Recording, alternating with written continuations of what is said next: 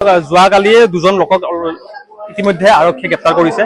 কলত কাৰ্পেট মিহলাই থকা অৱস্থাত আৰু এদিন উকলি নোযোৱাৰ পিছতো আজিয়ে এখন ফুল আমভৰ্তি ট্ৰাক আজি হাতেলৈকে ধৰাত পৰে সংবাদ মাধ্যমৰ তৎপৰতা ৰাজ্যৰ তৎপৰতাত তেওঁলোকৰ নিজস্ব গুদাউনত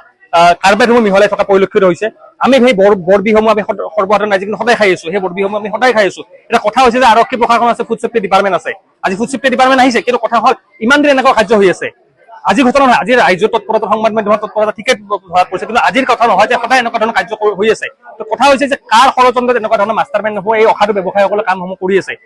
এনেকুৱা ধৰণৰ বিষাক্ত কামসমূহ এই কামসমূহ ক'ব গ'লে এটা জঘন্য কাৰবাৰ আমি সদায় খোৱা ফল মূলসমূহ তেওঁলোকে কাৰবাৰতে ধৰি বিভিন্ন ৰাসায়নিক দ্ৰব্য মিহলাই আছে ইয়াৰ পৰা তেওঁলোকে ব্যৱসায় কৰি আছে এই অসাধু ব্যৱসায়সকলে নিজৰ মুনাফাৰ স্বাৰ্থত আমাক দিনক দিনে মৃত্যুৰ পথলৈ ঠেলি দি আছে এক তীব্ৰ ভাষাৰে গৰিহণা দিছোঁ আমি এই ঘটনাক কিন্তু কথা হৈছে আৰক্ষী প্ৰশাসনে ইয়াৰ ক্ষেত্ৰত উচিত পদক্ষেপ গ্ৰহণ কৰিব লাগিব ফুড ছেফটি ডিপাৰ্টমেণ্ট বোলা যিটো ডিপাৰ্টমেণ্ট আছে সেই ডিপাৰ্টমেণ্টে আজিৰ পৰা তেওঁলোকে নিজৰ কৰ্তব্য কিন্তু এনেকুৱা অসাধু ব্যৱসায়ীসকলক কিন্তু লগালে বন্ধ কৰক বৰপেটাৰ এনেকুৱা ধৰণৰ ফল মূল কিন্তু কথা হৈছে সেই দিশসমূহ কিন্তু যাতে আমাৰ ৰাজ্যলৈ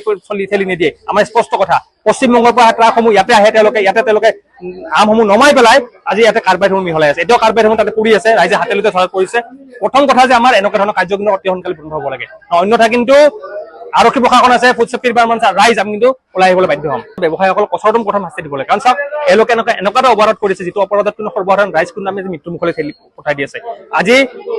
আমি ভাল বস্তু খাই মৃত্যু মুখলৈ গৈছে যি ফল মূল আমি অমৃত বুলি ভাবো সেই অমৃত আমি খাই আছো কিন্তু তেওঁলোকে এনেকুৱা সেই অমৃতসমূহত তেওঁলোকে আজি বিষ মিলাই আছে প্ৰথম কথা হৈছে এইসমূহ অসাধু ব্যৱসায়ীক নাকি লগাই কঠোৰতম ব্যৱস্থা গ্ৰহণ কৰিব লাগে আইনীভাৱে তেওঁলোকক কঠোৰতম শাস্তি বিহিব লাগে